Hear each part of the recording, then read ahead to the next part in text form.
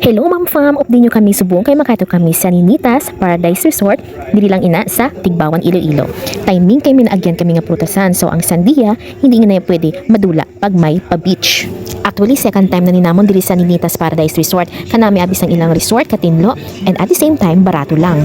Sa amo nga case, kung amo ni nga family outing no nga do isa ka compound is that nga kada pamilya may bring food lang and then may usually may nagalibre sang cottage, usually may nagapledge sang salakyan. So sa inyo guys, pa-share naman sang inyo nga distribution sang paggastos. Usually kung amo ning mga outing kabataan kidya ang naga-enjoy no, so ang feeling bala nga naga-enjoy sila, worth it ang gastos kung pila manda.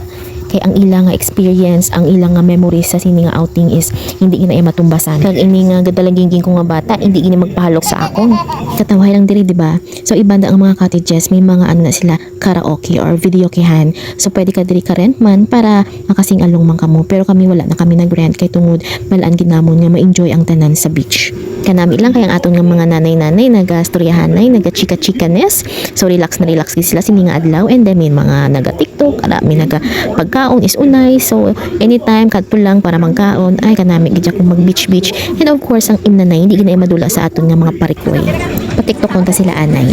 So ang mga next nga video clips ang amon na ini nga mga bonding time. So inyo mga mom fam, kumusta ang inyo nga summer adventure? Si Chloe kag si Papa niya nag-enjoy kids. So happy ko nga makita kong ako nga mag-amay nga nag-enjoy. And also ari man ang ako nga Iloy nag-upod man. Hope nga nag-enjoy man kan mo sang inyo nga summer, especially nga lapit na naman ang opening sang klase. So let's enjoy, let's bond with our family kay ang ini nga memories maka-treasure gid sa aton nga tagsa-tagsa ka pamilya. Sa mga taga Iloilo da, highly recommend ko gid ang resort nga ini. Actually pagkadto namon is mataas pa ang tubig.